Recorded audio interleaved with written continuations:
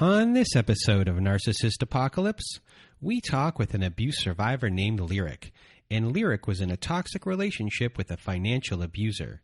It's a story of persistence, creating narratives, peer pressure, and the value of letting go.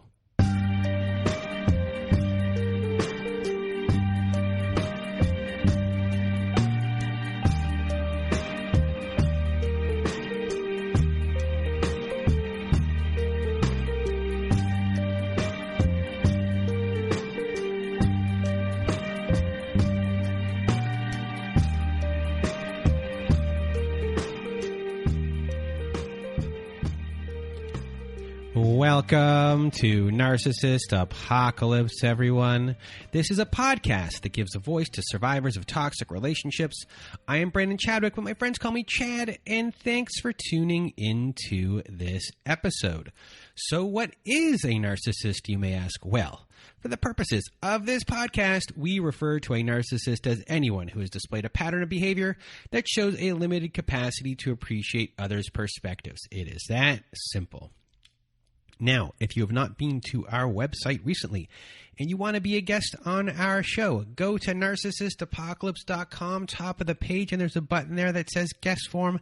Click that button and away we will go from there. But another way to be on our show is to be on our Letters to My Narcissist compilation episode. For that, also go to narcissistapocalypse.com and click on a button on the side of the page that says send voicemail. You read your letter into that thing. It records up to 5 minutes. You need more than that, you press it twice. It records up to 10. We are accumulating these letters for my Letters to My Narcissist compilation, episode number 6. And if you do not want to read the letter yourself, and you want me or my old pal Melissa to read the letter for you, please send us an email at narcissistapocalypse@gmail.com and put Letters to My Narcissist in the subject line. And everyone, what else do we have for you here? You know, we have a Patreon, and our Patreon soon will be becoming a community social network. We'll be moving there on September 1st officially.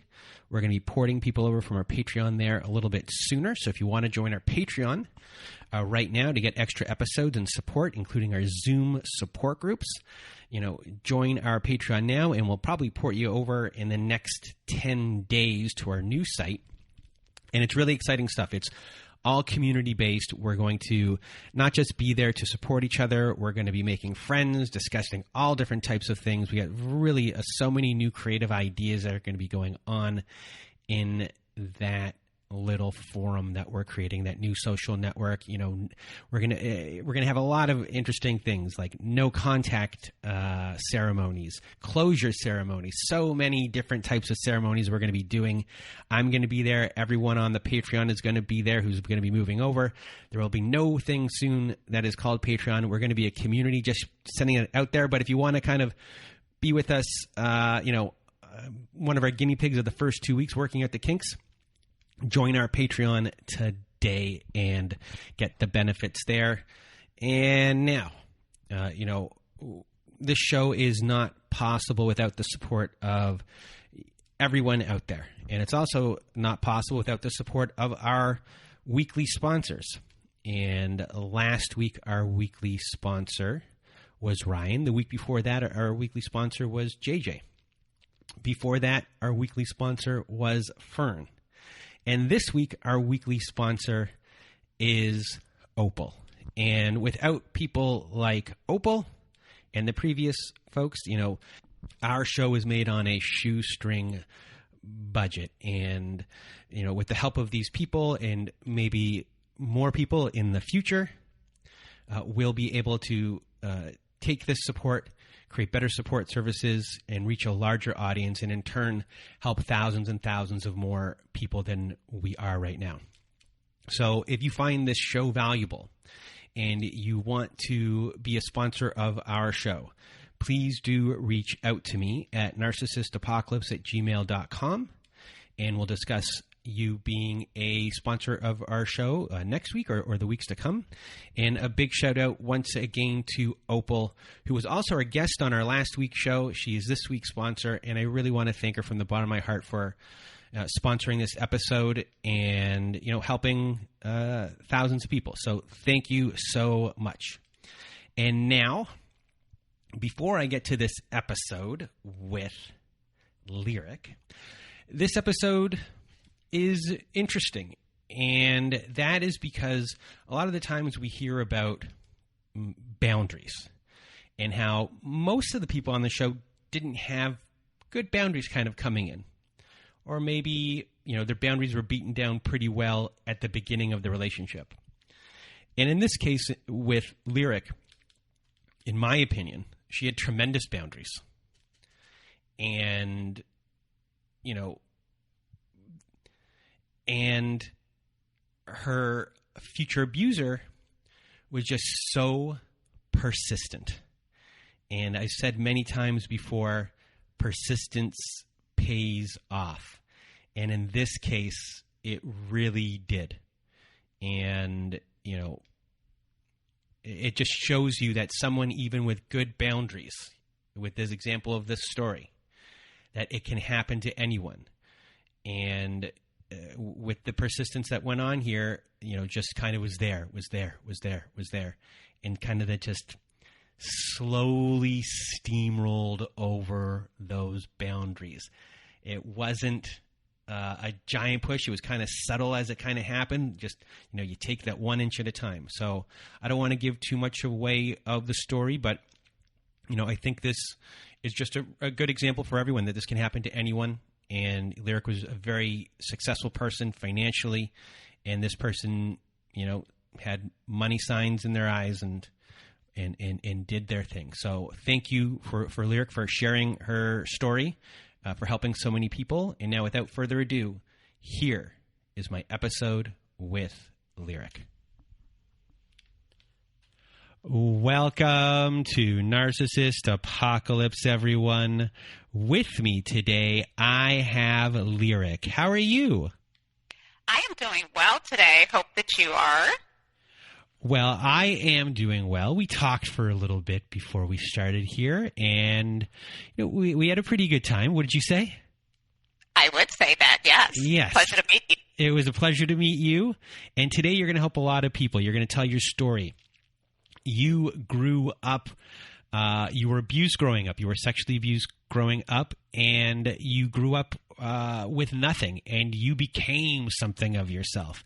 Became very, very successful, and then, unfortunately, you met someone who was an abuser and a financial abuser, and that is going to be your story today. And we're going to discuss a lot of stuff, including attorneys and court, everything. So, I'm sorry this happened to you. Unfortunately, this happened to you, but today you're going to help a lot of people. So from the bottom of my heart, Lyric, thank you for being here. And now, without further ado, the floor is now yours. Okay. Thank you, Brandon, for an opportunity to share my story with you as well as with your listeners. I have benefited tremendously from your listeners sharing their stories. So I'm hoping that I can pay that forward today in sharing my story with others. So I guess I'll start at the beginning and just share a little bit about my childhood. So my mom was a single mother. She had 4 children. I was born in the southern parts of the United States. And around the first grade or around the age of 6, we moved to the city of Detroit, actually, in the northern parts of the United States. Moving to the city from the south to the north, obviously my mother left her support group in the southern parts of the country, and she had no support in Detroit. So consequently, without support, we had very little resources. She had very little resources, so we were poor. We lived on welfare from time to time. Occasionally, my mother would work, but that was for short periods of time. So, of course, the stress of having 4 children in a city that she didn't know very many people, very limited resources. There was difficult times for us. There was times when we didn't have food, we didn't have utilities, we didn't have proper clothing for the intense weather. But she tried to do the best that she could with the limited resources that she had and the times in which she would work. So consequently, there was physical and verbal abuse that I experienced as a child from my mother, not only as a child, but also a teenager. And occasionally, even as an adult, she tried to continue to verbally abuse me.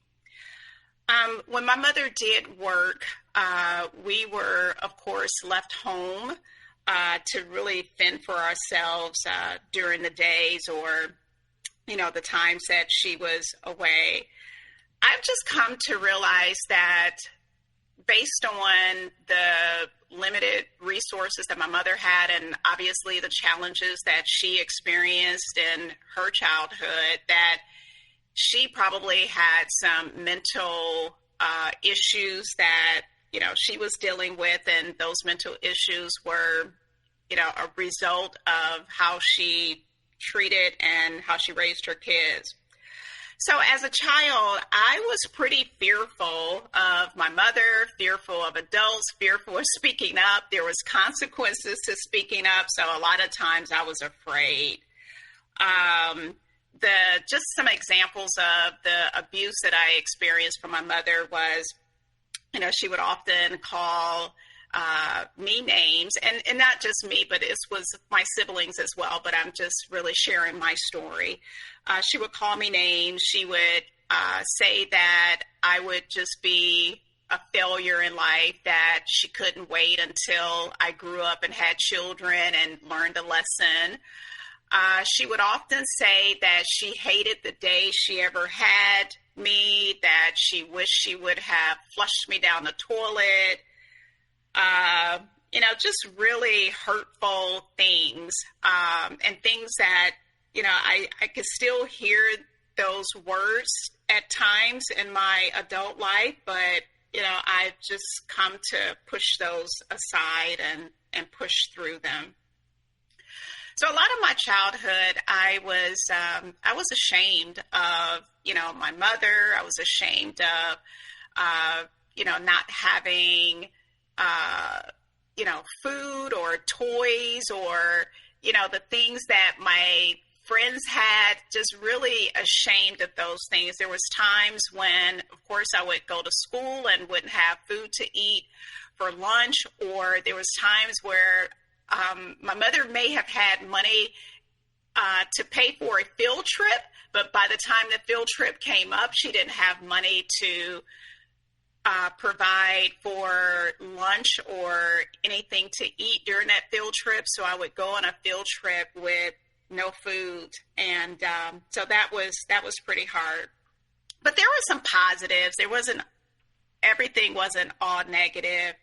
There are some positives that I do attribute to my mother, and that was, her commitment, or her just really her desire to see her kids succeed. She wanted us, I feel, inherently to have a better life than what she had. She also instilled in us the commitment and the belief that there was a God, and that if we believed in him, that, our life would turn out okay. So, I just talked about being very shy and very quiet as a child. I hardly ever would assert myself or speak up. Especially in situations that were public type situations or with adults, I just didn't speak up for myself. So, because I didn't speak up and because I felt unprotected, I felt like I was open for sexual abuse. And I had an uncle, my mother's brother. He would come to visit us occasionally in Detroit. And on occasions that he would come to visit, he would fondle me inappropriately. There was never any penetration, but it was just always, fondling, and just made me feel awful. And also I had brothers who had friends that was abusive to me in that way as well. But I never spoke up. I never told anyone. And honestly, your listeners are probably some of the first people that are hearing about this situation that have happened to me. My mother never knew my brothers to this day. To this day, my mother doesn't know, and to this day, my brothers don't know either. So, my shyness, I think, just really set me up for the situation that I currently have found myself in, and not defending myself. So that was my childhood, pretty poor, just not a lot of resources, just a lot of lack. But knowing that my way out was education and hard work. So I did have that at least going for myself. So you were able to find your way out of being poor your whole entire life. You got an education. You got a really good job. You were making your way in the world. You're a saver. You're financially responsible, and you're doing everything right. Are there things, before we get into the relationship with the person in question, are there things that, when you were younger, that were survival kind of techniques, as far as, maybe shutting down, that you kind of went through, that eventually stopped serving you when you were older? Well, for me, the survival techniques that I would use was to avoid. I would say that I am an avoider, and I still have the tendency now to avoid certain situations, certain people, certain conversations. So I would shut down and completely avoid those topics, or those hard places and hard conversations. So to your point, yes, I did make it out of the inner city, and I went to college locally, did not go away because, I just simply didn't know what going away to college was. But I knew that I wanted to go to college, and I wanted to get a college education, and I wanted to make something of myself. So I knew that was important to do. So just fast forward to adults and, starting to date. I was actually engaged 3 times prior to meeting my narc. So the first engagement that I had was to a guy, and I was relatively young at that point, in my early 20s, perhaps about 22, 23 years old. I met a guy, really nice guy, very charismatic, fun to be with, and it was just that. Our relationship was fun, but I was very mature at that point, and I knew that he lacked discipline, he lacked maturity, and I knew that eventually that relationship would not last, so I broke that off. The next person that I met was a guy that went to my church. I was very involved in my church. I volunteered. He volunteered. We met. We started dating. He was from a really good family that I admired. He was the first guy that I met, or the first person that I met that offered a level of protection and I felt safe with. So we dated for about a year, and then we got engaged. And we went through premarital counseling at our church. We got our church's, blessing to get married. And then shortly after that, he ghosted me. So I would say within about 3 weeks after our premarital counseling and us getting the blessings from the church, he called me over to his house. And he sat me down and he said that he needed to share something with me. He had given blood at his workplace, and he got a call from the Red Cross that his blood tested positive for HIV. I felt like if he did not know that he was HIV positive, I feel like he knew what his lifestyle had been that could have led to this particular diagnosis, and he did not share that. So he was presenting himself in a completely different way of what his life was like, and then everything kind of came out. That is correct. Okay. Yes. Okay. Yes, that is correct. I don't want anyone thinking that you're a cold, heartless person here, so that's why I'm asking you. Oh, gosh, no. Actually, even after he told me that he was HIV positive, I stayed around as his friend. He did not share it with any of his friends. He did not even share it with his family until his health began to decline to the point where I insisted that he talk to his mother and father and brothers about it, because I did not want them, if something would have happened to him, I didn't want them to blame me for not telling them that he was, dealing with this. So I was there until the point of his death. So I did not just drop him cold. I was there to support him all the way through, knowing that, this person had basically deceived me and was willing to put my life at risk. I was still there. And the third one? The third one, we met at work, really nice guy, but he was he was immature as well.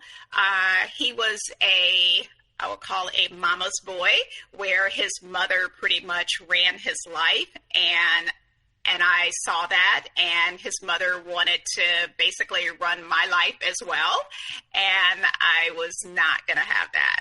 So we ended up breaking things off and, not moving forward to getting married. So I say all of that. I wanted to share those stories with you to just really let you know that I had really high standards for myself and high standards for people that I was dating. Well, I'm not going to say that. I'm going to say, yes, you do have that, but you also here have, when something happens, you have boundaries. And when those boundaries or those the value systems that you have in place aren't met, you do what you need to do to have those met, and you did it in the right way. So right now you're going to be going into a situation where you're acting pretty well, like you're healthy, like going into this. Yeah, I read that, and that's how I was feeling. I was feeling pretty good about, my decisions, the choices that I was making in dating.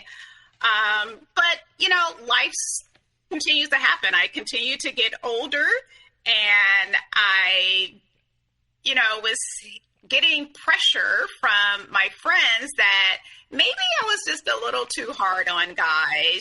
Maybe I should just relax a little bit of my boundaries, my standards, and, otherwise I would find myself to be, older and without a spouse. And here is the belief system that is going to be implanted in your head that is going to be your downfall. Absolutely my downfall. All that right. Is sure.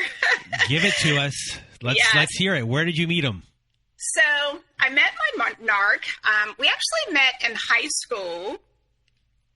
We didn't have the same circle of friends, but I knew of him, right? So he was the captain of the football team. He was very popular in school. And after graduating from high school, I would hear from time to time from different folks about, the successes that he was having in his career. But I didn't really think too much of it because, he wasn't in my circle. So fast forward a few years, in 2011, that was our 30-year high school reunion. So there enters my narc. I was engaging in conversations with people and, just surprisingly having a really good time talking and catching up with folks. And I looked up and there was the narc. And he was just kind of, off on the side, just staring me down, which I thought was pretty weird. So ultimately, he came over and joined the conversation with the other folks that I was talking to. So eventually, he says, "Hello, Lyric, haven't seen you in a while. How's things going?" And, I just started to engage him in a conversation. And actually, when I saw him, I thought he was someone else. And, I said to that person, "Oh, I understand that you're a police officer now." And he says, "No, that's not me." So finally, he reminded me of who he was. So in the meantime, folks were coming up to us and, coming up to me and to him, and they wanted to take pictures, and everybody has their cell phones out and they're taking pictures.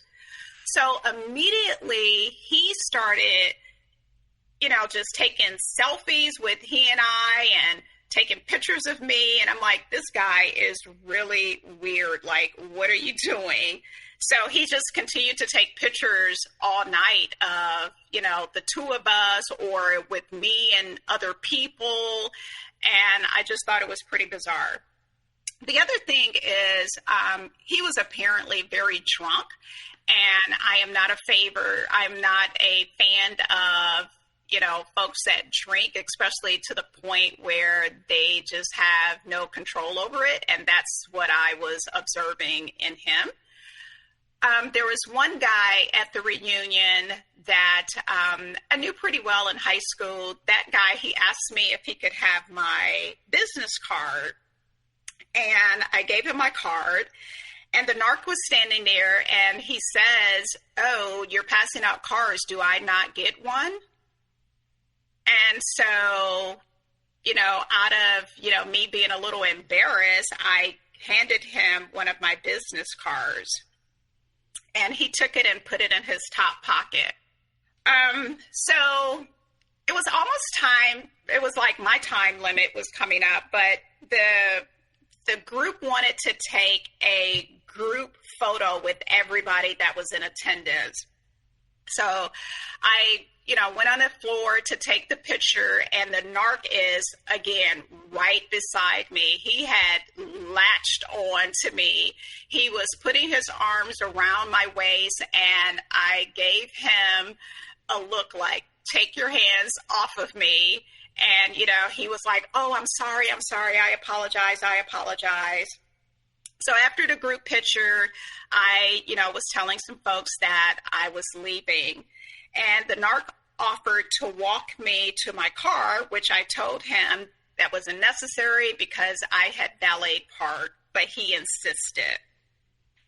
So he walked me out to down in the lobby to the valet parking, and I really thought that was the end of it. Well, on my business card, I had my work cell phone number and not my personal cell phone number. But all of my customers, if my customers needed to get in touch with me, my customers had my personal cell phone, so I never really used my business cell phone at all. A couple of weeks later, I turned on my business cell phone, and I realized that he had been calling me for 2 weeks and I did not know it. So out of being courteous, I called him back, and he proceeded to tell me that he had been calling me. He wanted to apologize for his behavior that night. But, he couldn't get in touch with me. So he said that he basically had given up. But, he says, right when I gave up, I wanted to try again to get in touch with you. And so, he says, so now you're calling. So I told him, no need to apologize, that, everything was fine.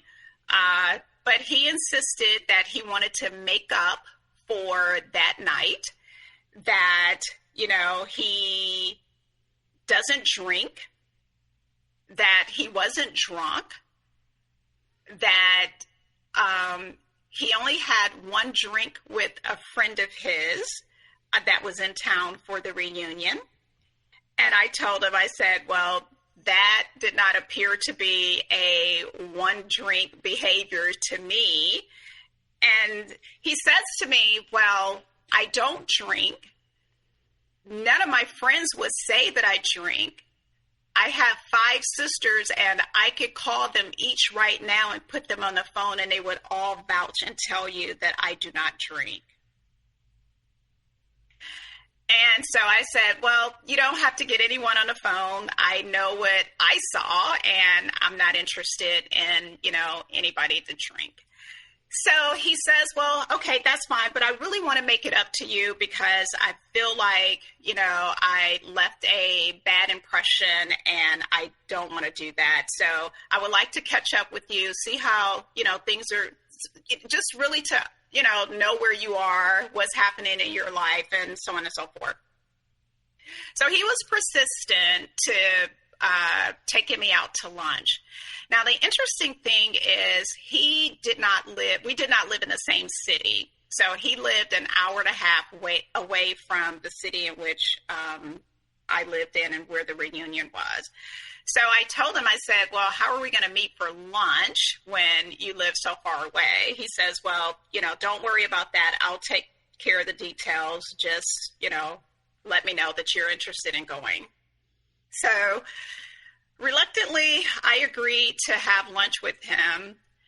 On the day that we were supposed to have lunch, I had a series of things that was happening in my home for repairs. So lunch turned into dinner. So we meet for dinner. Before you go to dinner, I just want to say to everyone, persistency pays off here. Like his persist. I mean, your boundaries were good. You didn't want to meet him. His persistency wore you down. And that is that's the pattern that becomes pretty obvious in our relationship as well. So we meet for dinner on that Saturday night. And it's interesting because when we got to the restaurant, I really just felt that I'm having dinner with a person from high school, and that was going to be the end of it. Well, after dinner, we were going to go our separate ways. I drove and met him there. We did not ride together. So I told him that, thank you for dinner and that I was going to leave. He says, well, my mother would never allow me to, or my mother would be upset with me if she know that I met someone for dinner and did not see them home. Right? So I'm like, no, I'm perfectly fine. I could get home by myself. And he says, well, no, I don't have to. I just need to follow you just to make sure that you get in the house. I don't need to go in or anything like that. Right? So I thought, well, okay, but that's pretty nice to make sure that, I get in the house. Okay, you could follow me to my house. So he follows me to my house, and I, get out, I go in my garage and, let the garage door down, and he calls me on the phone and he says, hey, is it possible that, we could just continue the conversation? And I said, well, I thought we were done with the conversation. So he says, well, there's just a couple more things that I just want to share, and, just basically worked his way into my house. So I let him in, and we sat and we talked for a couple of hours, just sitting in my living room, and eventually he left. So soon after, he began to just really call me every single day, and sometimes twice a day. He started to text message me regularly. He would come to my city on the weekends to visit family and friends, and eventually make his way to my house or make his way to inviting me out for dinner or for an event. By Thanksgiving, he came to my house after Thanksgiving dinner was over and my family and I were just hanging out. He came over to my house and he sat at the table and talked to my sister-in-law for hours about how he really wanted to pursue a relationship with me. He wanted what I had. He loved my character. He loved what I stood for. He loved my faith, my beliefs, and he was in pursuit of that, and he felt like I could help him along that path. So shortly after that conversation with my sister-in-law, I would say he started in heavy. I received flowers all the time. He was constantly wanting to go to any church event that was happening at my church. He wanted to be involved in any type of event that I was doing with my friends, whatever I was doing on the weekends. He just wanted to be a part of that. He's a charmer. He's very charismatic. He works a room whenever, he would be involved with my family, my friends. He would just be the best person to be around and to be with. And everybody was really enamored with him. Everybody was really impressed with him and thought he is a good guy. So here is a guy who found an opening in that door, kept it open, didn't fully get in yet, made sure that door still had a crack of it open, and just continued to talk to you on the other side of that door while his foot was stuck in it, and kept on going and going and going and going until it got open a little bit more, was able to, charm the people that were with you on the other side of the door, which then gets you right here probably to open up that door a little bit more, because all of a sudden other people in a way are vouching for him, or at least giving him this positive spin, which you did not have before about him at all. And he's just really persistent here. Your boundaries have been top notch of what you were trying to do.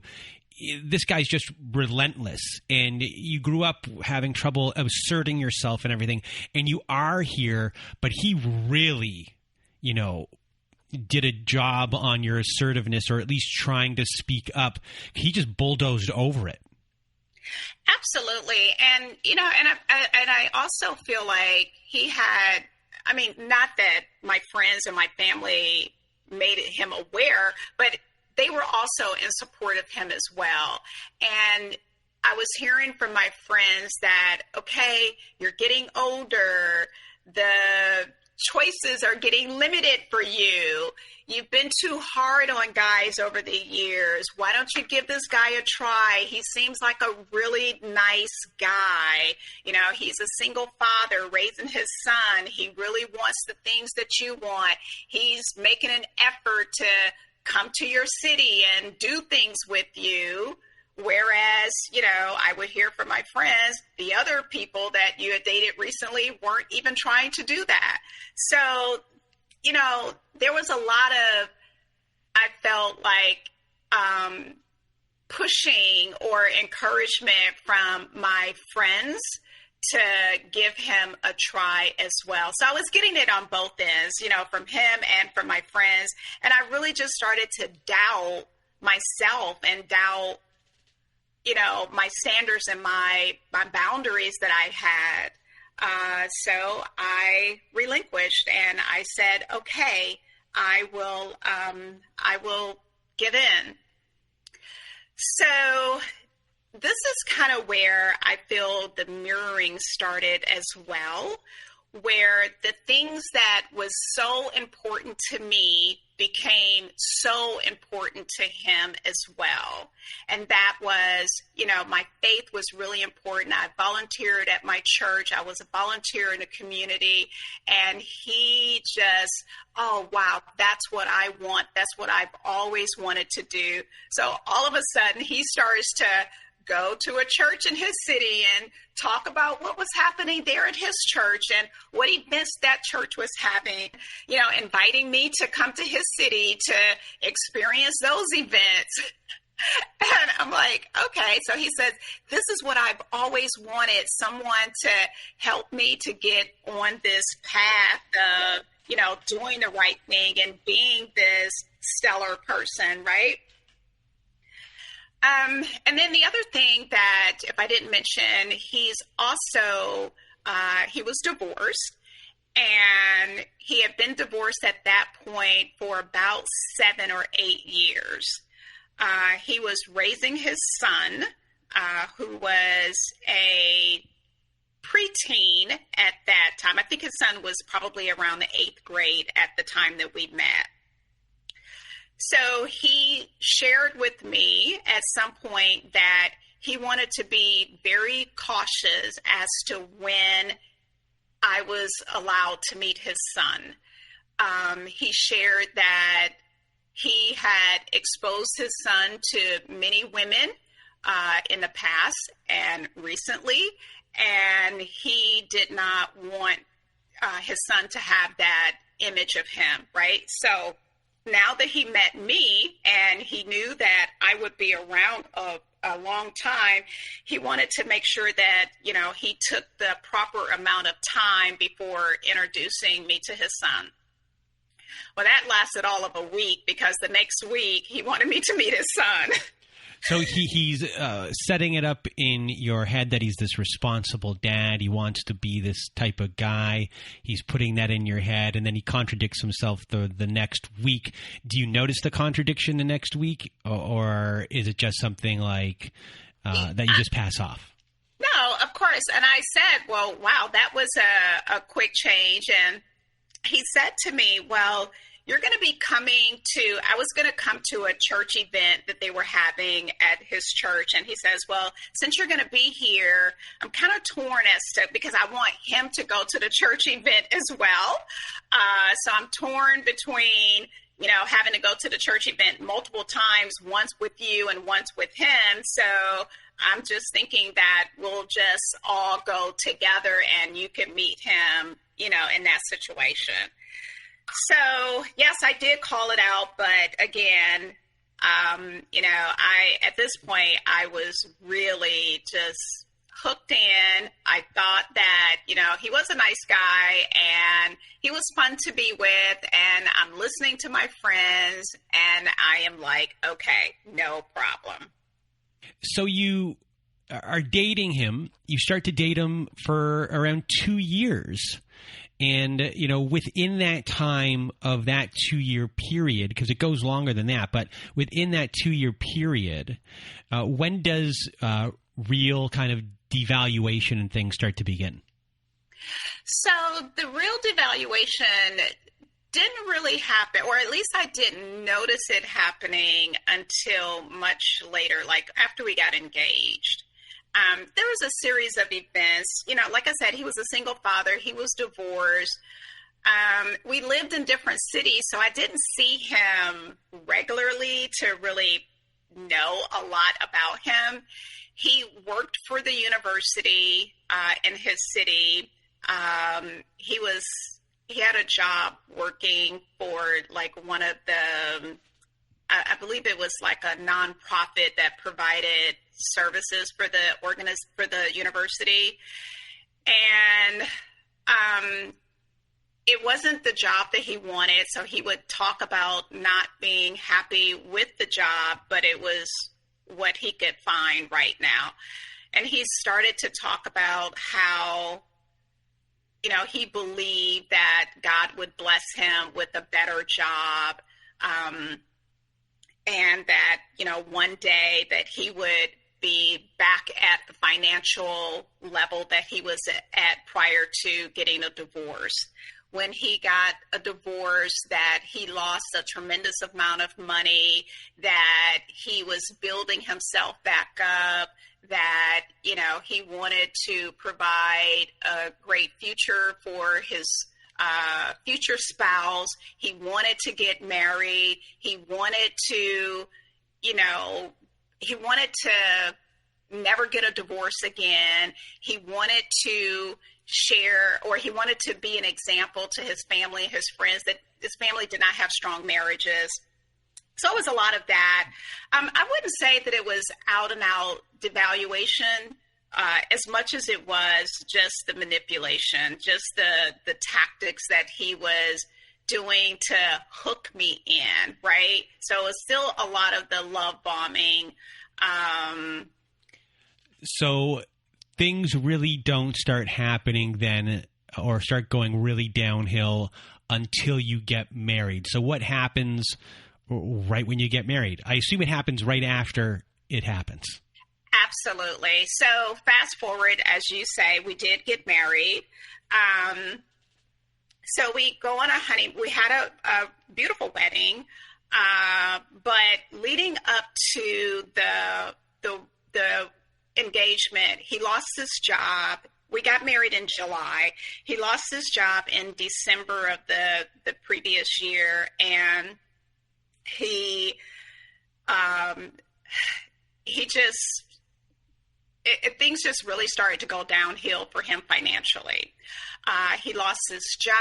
I don't really know why he lost his job. He didn't really give me a good answer as to why that happened.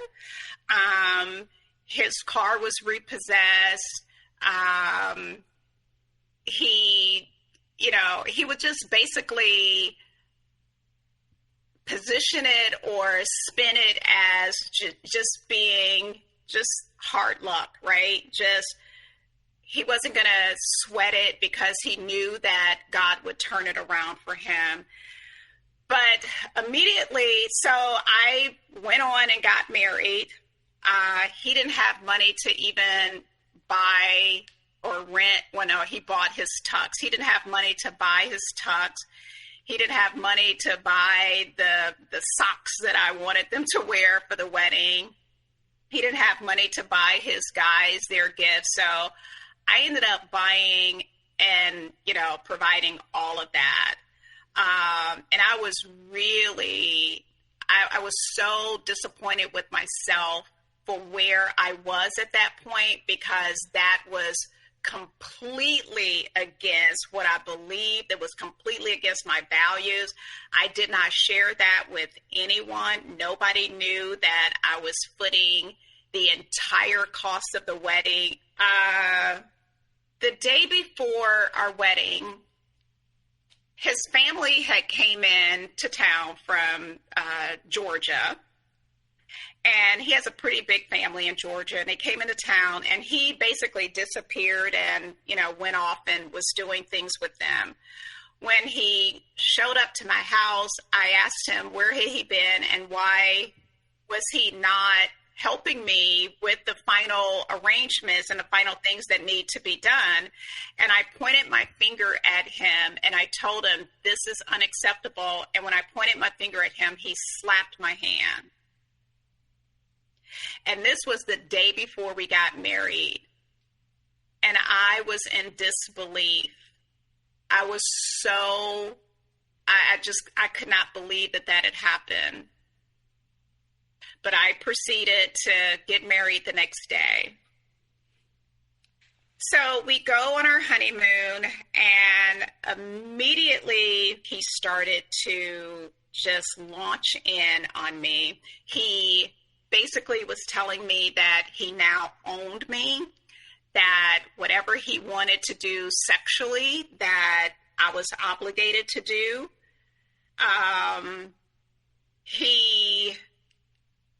He started to just pick away at, just criticize little things that I was doing. We still lived separately. After we got married, I lived in my city, he lived in his city. And the reason for that, for me, was because we spent so much time arguing and so much time, and he didn't have a stable job at that point. 2 weeks before we got married, he did get a job, but it wasn't a stable job. It wasn't a career job. It was just something to fill in, to provide for him and his son. And I didn't feel comfortable with him moving in with me, and me 100% supporting him and his son. Sorry, I'm going to stop right here for 1 second. So before you got married, things were rocky. Yes. Okay. Yeah, so things were, and I'm not going to say that they were, they weren't great, but they weren't horrible either. And I just really attributed them to just a part of being in a relationship. We would have arguments over things, but, I didn't think that they were deal breakers, right? So it wasn't as if everything was oh so great, but it wasn't as if it was like, okay, I need to cut things off from this guy. But so at the same time, though, like right here, you got married. You're okay not living with him, and you also are afraid to like fully share expenses, or not expenses, but you're afraid of something to not fully go in on, you guys being one giant revenue stream, if that's the best way to put it. Yeah, so at that point, because of all the money that I had put out for the wedding and the things that I had done for the wedding, I just kind of felt that this guy, he would be okay with me continuing to pay for everything. If he moved to my city, that meant that he would not have a job. He would have to look for a job, and I would be taking care of him and his son. I just did not want to do that. And the other thing was his son was, at this point, he's in high school, he plays high school football, and he had the potential to earn a scholarship to play football in college. And I didn't want to disrupt that, right? But you saw this coming. Yes. You knew this was coming. You just didn't know how to stop it. Yes. And again, that goes back to not asserting myself, not speaking up, and, just being afraid to call it like I saw it, right? So, we get back from our honeymoon, and he started to just really chip away at, being more critical. The pressures of us being apart was there. We both would try to make the best of being together on the weekends, but that was putting a lot of pressure on our relationship. At the time, I'd gotten a promotion at work, and I did not work in the state that I lived in. I worked in another state, so I traveled a lot. And that was putting a lot of strain on me physically, mentally, and emotionally.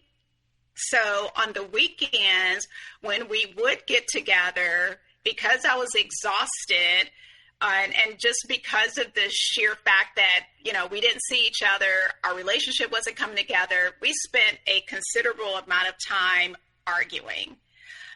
If he came to my house We would argue. If I went to his house, we would argue. And I just felt, honestly, it was still a good arrangement for me, because if I was at his place and we were arguing, I knew that I could leave and go home and have some peace, right? Whereas I couldn't have that with him. So that still gave me that bit of comfort, knowing that, okay, I may argue with you all day Saturday, but I'm going to get up Sunday morning and I'm going home. So right after, we're back from the honeymoon, and, things are starting to not feel right to me, right? The arguings have escalated.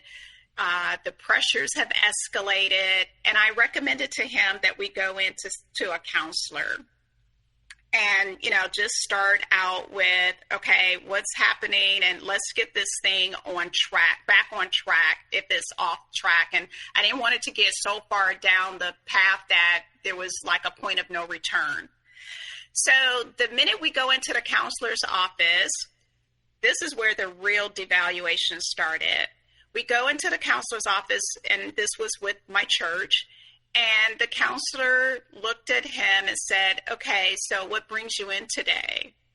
And he says, Lyric has inappropriate relationships with other men, and I don't know how to handle that. And I sat there in shock. This was the first time I've ever heard this from him, and I had no idea what he was talking about. So he continued to tell him that I had inappropriate relationships with men at work, men at church, that the night that we met at the class reunion, I was meeting with a married man. I could not believe that he was saying these things. And the counselor was shocked. And he told him, he says, this is not the person that we have known. And I really feel that you don't know her. You haven't taken the time to know her. I feel like the counselor just really was on my side, because they knew me, they knew my character, and this was just totally out of left field for them to hear something like this about me. But I just was in disbelief that this guy would even say these things about me. So after we left the counseling, that him calling me inappropriate, him creating a narrative around family, friends, and my boss that I worked with and have worked with for years, saying that, I was inappropriate with him. I discovered that he had taken my cell phone, and he went into my cell phone, and he took pictures of all of my conversations with my boss. And he was creating his narrative from those cell phone messages that my boss was sending me.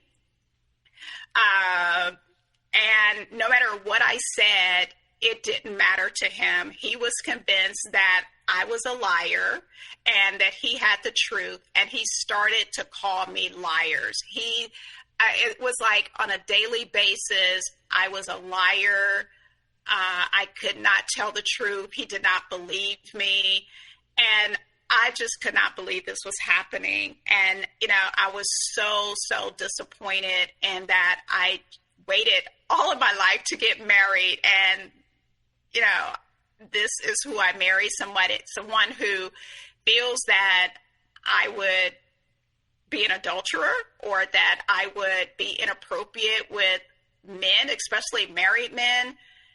I just cannot believe it. So, the pastor, he asked us to make another appointment with him, to come in after he gave him some advice on what he needed to do as a man to, to take care of my heart. And if he took care of my heart, he wouldn't be worried about other guys. And he absolutely, said okay to the pastor. He sat there, nodding and yes, I'll do all those things. But the minute we got back to my house, he started back in with, me being inappropriate and wanting to give examples of, how he observed me talking to a volunteer at church, and why did I talk to that male volunteer and not to his wife? He was just creating all types of stories.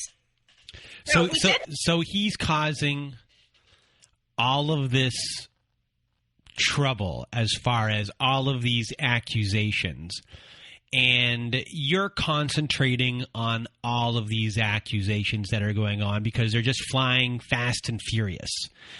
And in a way, that's kind of a little bit of a swerve, because in reality here, he's not doing much.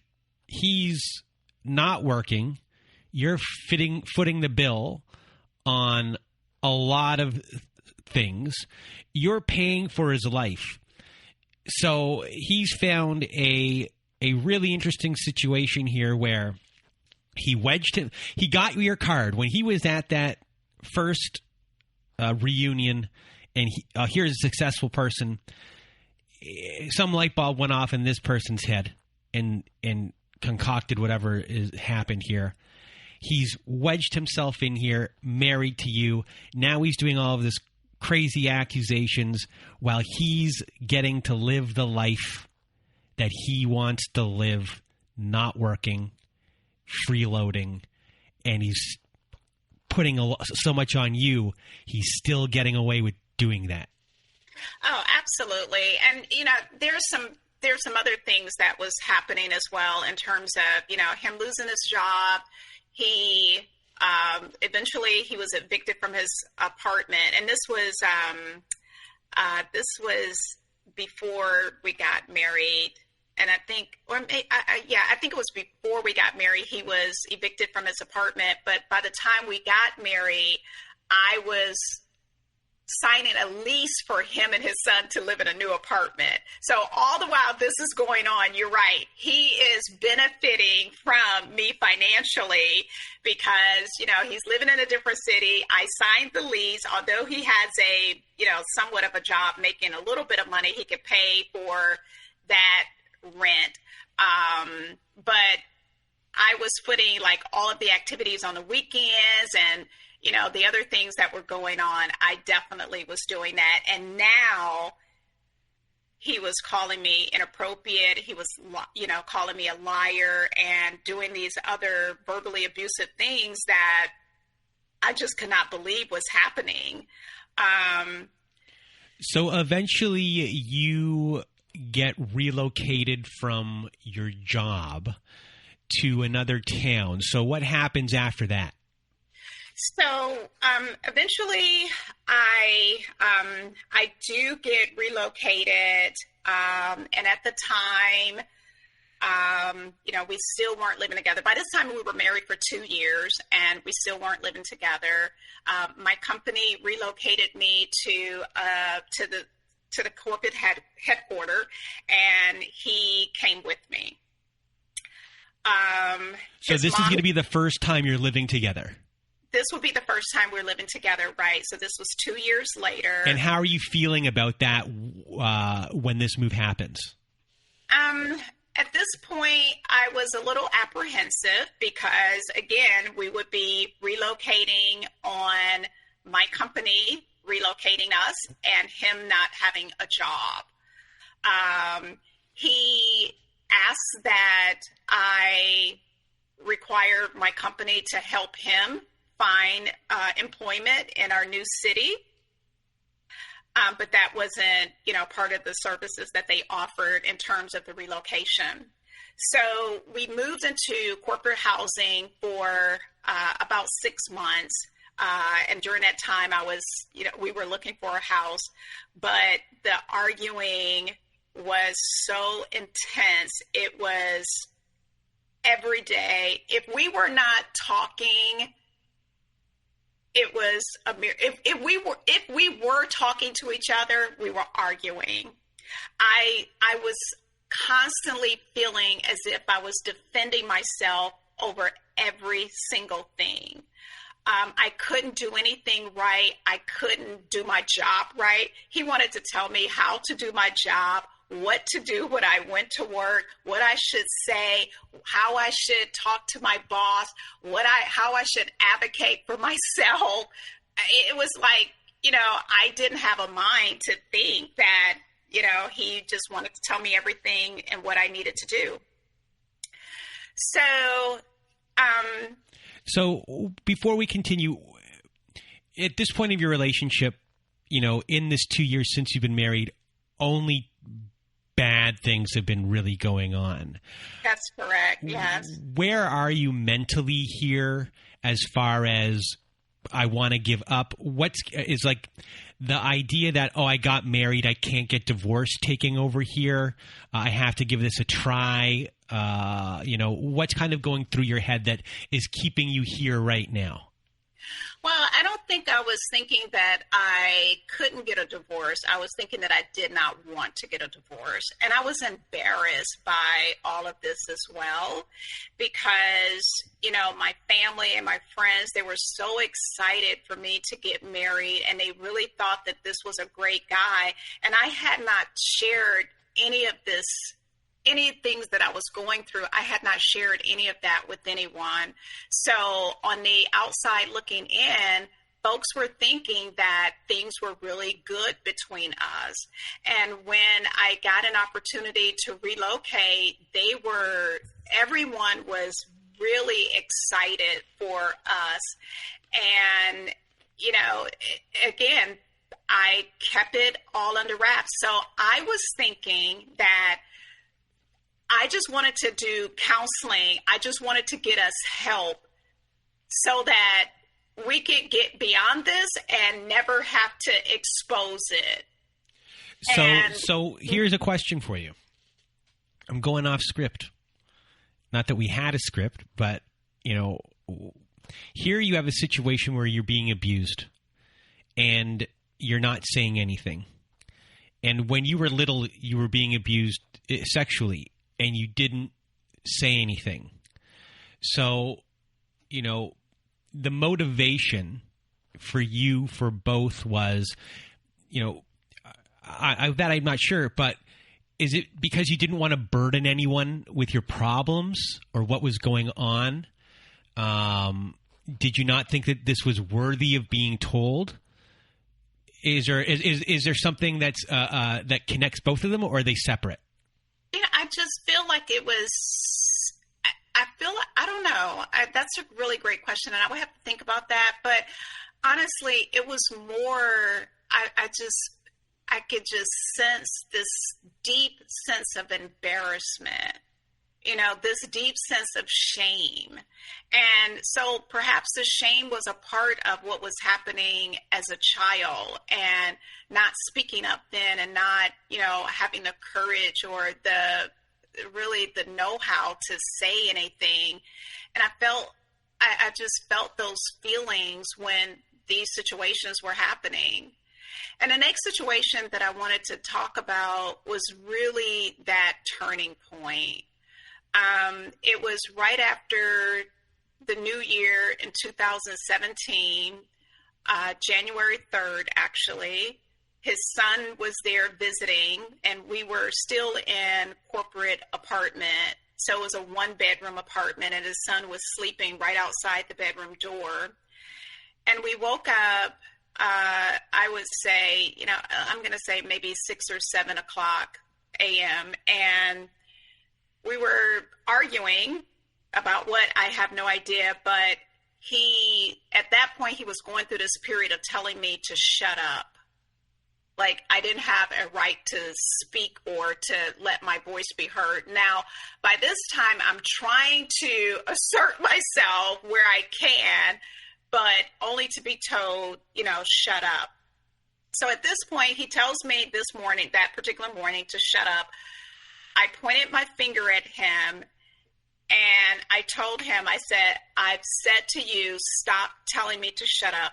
He took my finger, he bent it back so hard that, it was painful, obviously. And I took my free hand to push him, and he took his hand and hit me across the head.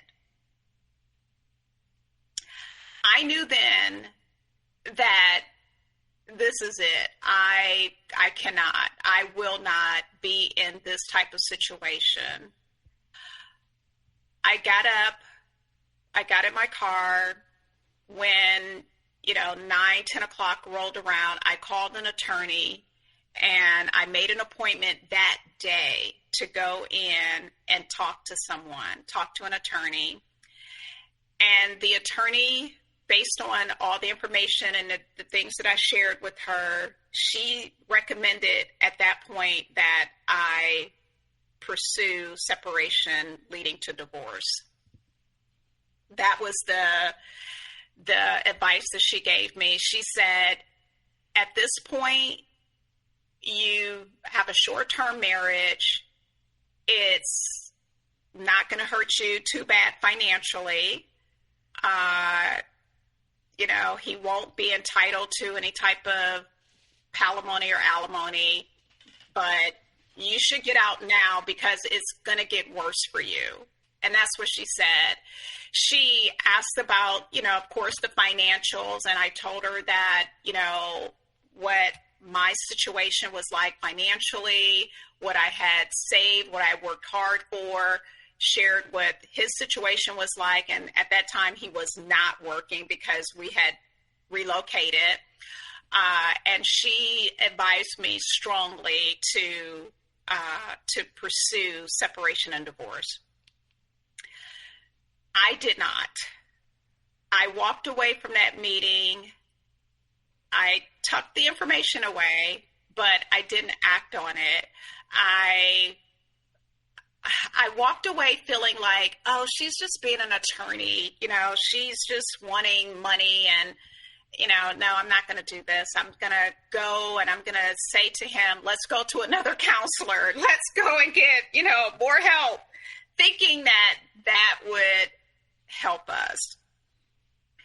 Well, that was in 2017. A couple of months later, we found the house eventually, and that was a traumatic process as well. There was a lot of arguing over, what house to move to, and he had no money, no contributions, nothing toward, the house, but he certainly had everything to say about where to move and neighborhoods and all of that. And it really wasn't about what I wanted. It was about what he wanted and how I should spend my money on those things. So we eventually moved into the house, and he eventually got a job making really no money. The arguing just really escalated. The devaluation was certainly there. We would continue to go to counseling. The counselors would continue to make recommendations on things to do and to try. That would never happen. He would just never do any of those things. So the name calling started up again. It was, now I'm selfish. I'm, not about him. I'm not about us. I just, I only want to do things for my family. I only want my family to visit. No one from his family could come and visit. And those things, of course, was not true. Sure, your family could come, and my family could come, but they weren't moving in. So those were, some of the issues that we were going through, but consistently, arguing. So in 2019, we went to a wedding after coming from a trip to Costa Rica. we went to a wedding in Georgia for his family. And at that wedding, he had started to, at this point, pull away from me. We weren't intimate hardly ever. I could count really on my hands on the course of a year how many times we were intimate as husbands and wife. He would come home from his job, and we worked different hours. I worked a normal 8 to 5. He worked 12 to 8. And when he come home at 12 p.m. to 8 p.m., when he come home from work, he would sit and watch TV until 4, 5 o'clock in the morning. He would fall asleep on the couch and would never get in bed. So there was no intimacy at all between us, no communication. I was trying, with counseling and, trips and trying to patch up the relationship as I knew how. At this point, I started to talk to some friends and family a little bit about what was going on, but not sharing too much. And some of the things I wasn't able to hide them any further, right? So in 2019, we went to Georgia for this wedding, and at the wedding, or before the wedding, the night before, he goes out with the groom, and whatever they did that night, I don't know. The next day at the wedding, he was very cold. He basically let me sit at the table by myself and, talk to whoever I found to talk to at the table while he went off and did whatever. When we got back from Georgia, maybe a couple of days later, I went onto his iPad. And the reason why I went onto his iPad was when we were in Costa Rica, he was playing a game on his iPad, and I saw that he had gotten a text message from someone by the name of Ebony. And so when we got back home from the wedding, I wanted to go on his iPad to see, was he communicating with this person, Ebony? Well, what I found was that while we were in Georgia for the wedding, the night before the wedding, when he went out with the groom and his cousins, that he went to a strip club and he was communicating. He met a girl at the strip club, and after that night was over, he sent her a message. And in that message, he told her that it was good talking with her. He referred to her as baby. He asked her to call him. And I was devastated.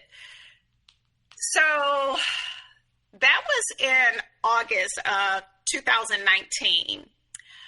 I still didn't say anything to him once I saw that text message exchange.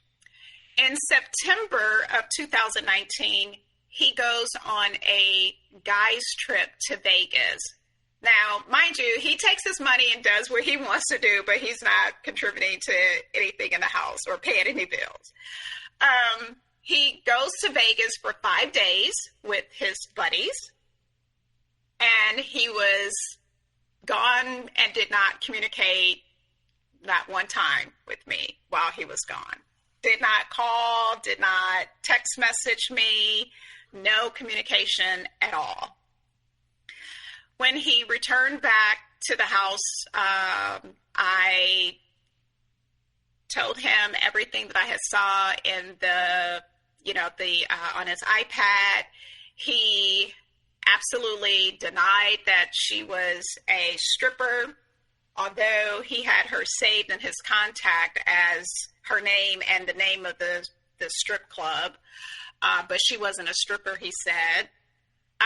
So at that point, I was pretty much done. I knew that I had to make a decision to move forward with separation. In November we were back in counseling, and the counsel had recommended that we go on a date. And, he said, I want the date to be at least 2 hours and, all this good stuff sounding. So we go on this date on a Saturday. And when we got back, and it was like a cooking class that I had arranged for, I paid for, I did all that for. We go on this date, we come back, and he goes into another room to watch football. And I fell asleep in bed, and I woke up at, let's say, maybe 2 o'clock in the morning, and I realized that he was not, anywhere near. So I go into the bedroom where he was, at least I thought he was, and he wasn't there. He was asleep in the bed, and I turned the light on, and I said to him, so is this what we're doing now? And he immediately started to yell and scream at me and, look at yourself, look at what you do. And I just couldn't believe it. So that next day after church is when I gave him papers to separate. Now, I had already gone to an attorney back in July and, because I kind of felt this was headed this way. So I had already sought legal counsel, and the attorney basically said to me that I should perhaps brace myself for what could be a financial whirlfall for me. But all alone, when we would argue and I would say to him that, we need to separate, divorce, he would always tell me, well, you go, you file. I don't want anything from you. You think I want your money, and I don't want anything from you. So I had an attorney to draw up papers with just, us just splitting, just leaving. And in my state, we have to be separated for 12 months before you can file for a divorce. So, I had the attorney drop the separation papers just on the what he was telling me, that he didn't want anything from me. And if I wanted a divorce, that, he would just sign the papers and we'll be done. I gave him the papers that day, that Sunday, after he screamed and yelled and we had that supposedly date night. And when I handed him the papers, Brandon, he said to me, I need to look this over to see if it's in my best interest. And I knew then that I was in for a battle. So at some point, from the coaxing from my attorney, it was recommended that I hire an attorney, hire a private investigator to follow him. So I did that in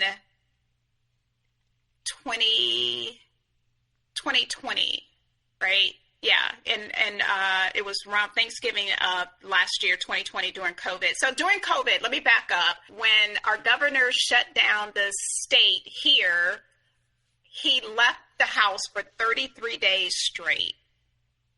No communication in 33 days. I could not change the locks because that's the direction that my attorney said. Because he had not abandoned the house, he had not given any type of indication that he was not coming back. I couldn't change the locks. I could do nothing but wait. So he was gone for 33 straight days. At that point, my attorney was still advising me, and she said, okay, we need to hire an investigator to track him. We put a device on his car, and we discovered that he was going to spend time at his ex-wife's house, which when we left Michigan, she was still there, but somewhere, somehow, she made her way close to where we live. And I didn't know about that. At that point, we went full force, my attorney and I, to come up with a separation agreement that we would get him out of the house, because he had at that point expressed that the original papers that I had given him was not fair to him, and that he wanted to retain an attorney to figure out what would be a fair offer for him to pretty much leave. So we finally put an offer on the table for him and his attorney. Once he retained an attorney, we put an offer on the table, and his attorneys and him came back with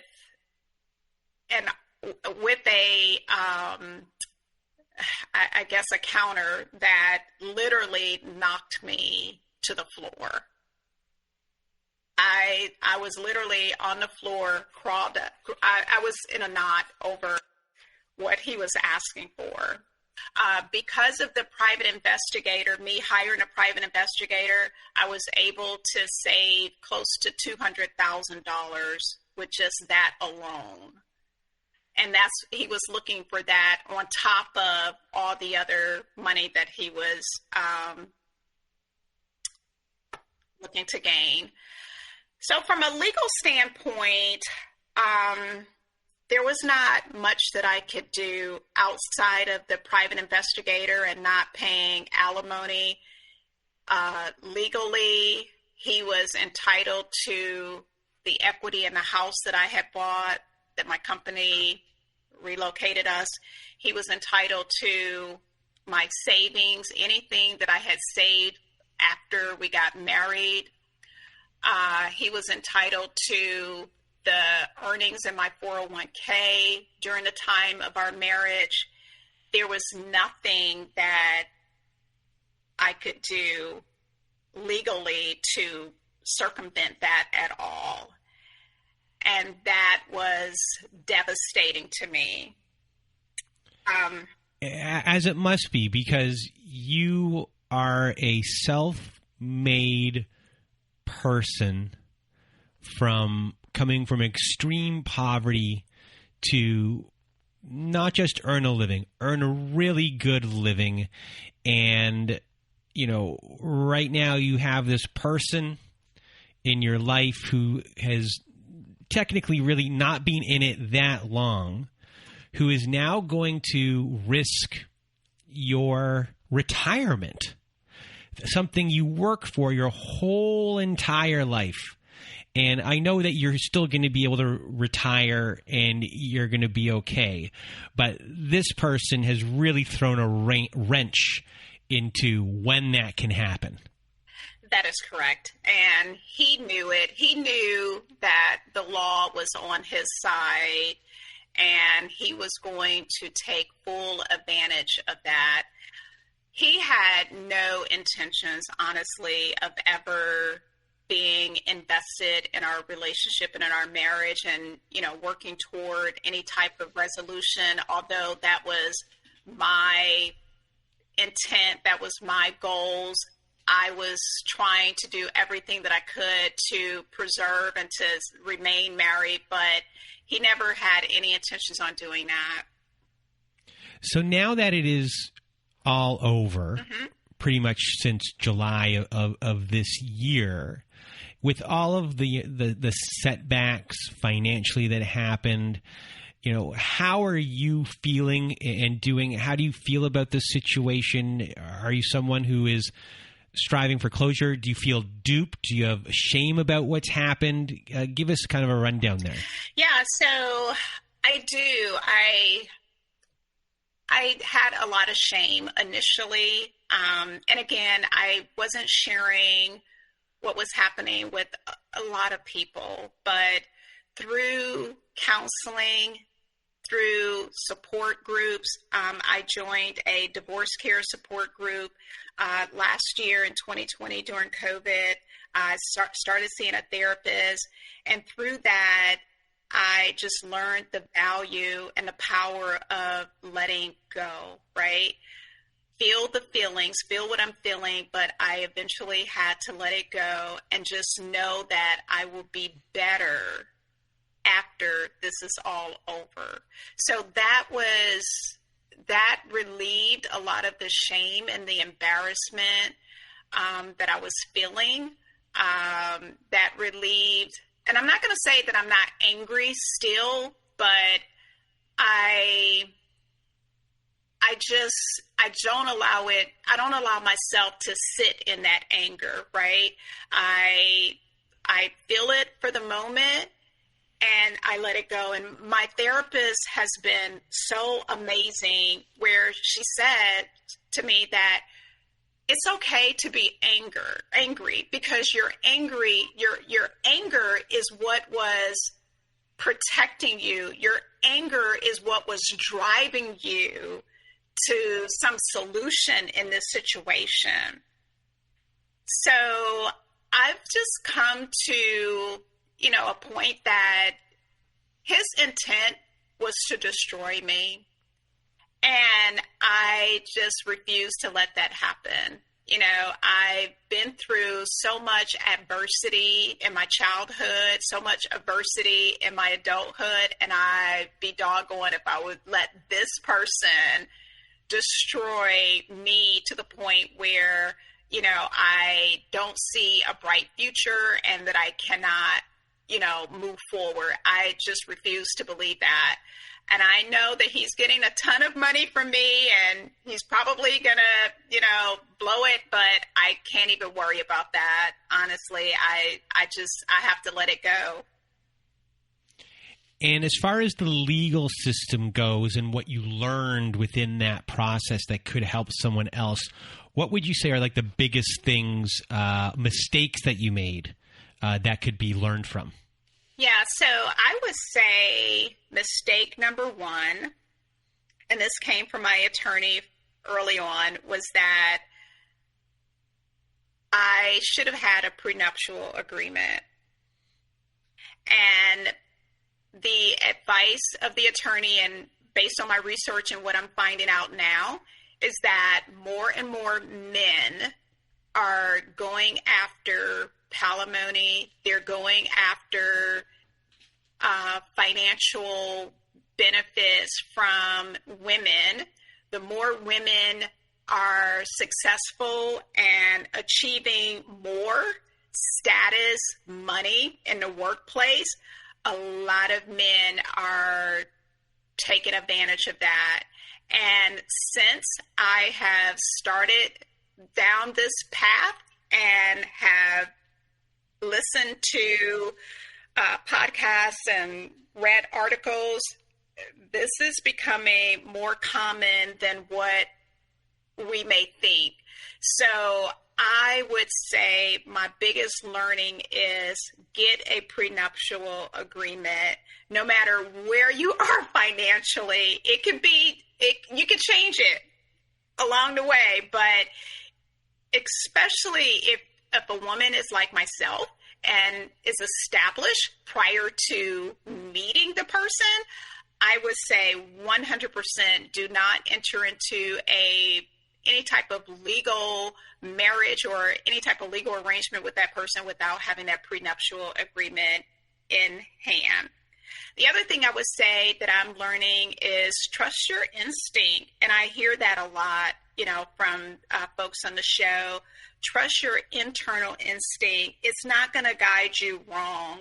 And there were so many things that I knew from the beginning that was not right with him. So many, the drinking, the being drunk at the class reunion. Well, I'm going to say this. You did trust your instincts. I think you trusted them 100%. And this person just really wouldn't stop. Like at the beginning there, that person just wouldn't stop until they deadened your instinct, because your instinct was dead on, spot on. He was relentless. Yes, I absolutely agree with you. He was relentless.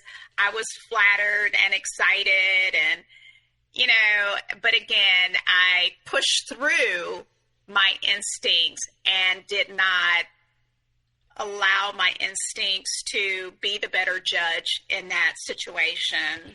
So besides the trusting your gut, what are your final words of wisdom and advice for everyone?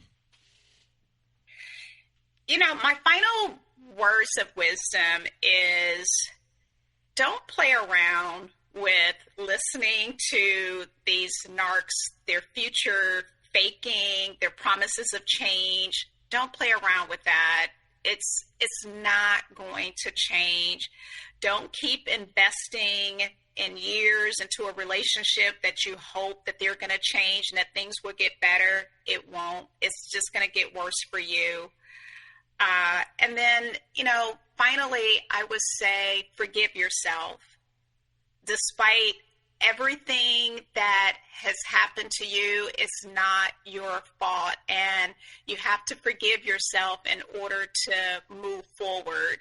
That was like one of the biggest things that I just kept blaming myself. I would just spend days and nights and, weeks on end just kicking myself over this decision. But forgive yourself, educate yourself well on what it is you're looking for so that when a counterfeit shows up, you're able to recognize that right away and push that person aside and move on and move into your greatness. And don't hold on to, decisions that you've made. I like to say that we don't make mistakes, we make decisions. And we can move forward. Well, Lyric, I want to thank you for being here with me today with, telling your story. Your story is different in a lot of ways because of your boundaries. And I really wanted people to hear this story today because, you had all of these things in there. And this person was still able to get there. And just, some people are so persistent that it pays off. And that's what happened here. And you paid for it. Literally, you paid for it. And you're going to help a lot of people here with, all of your words of wisdom, the lessons throughout the story. So thank you so much for being here with me today. Thank you, Brandon. And I certainly do pray and trust that it will help someone. It will. And from Lyric and me and I, whatever the proper grammar is, we hope you have a good night.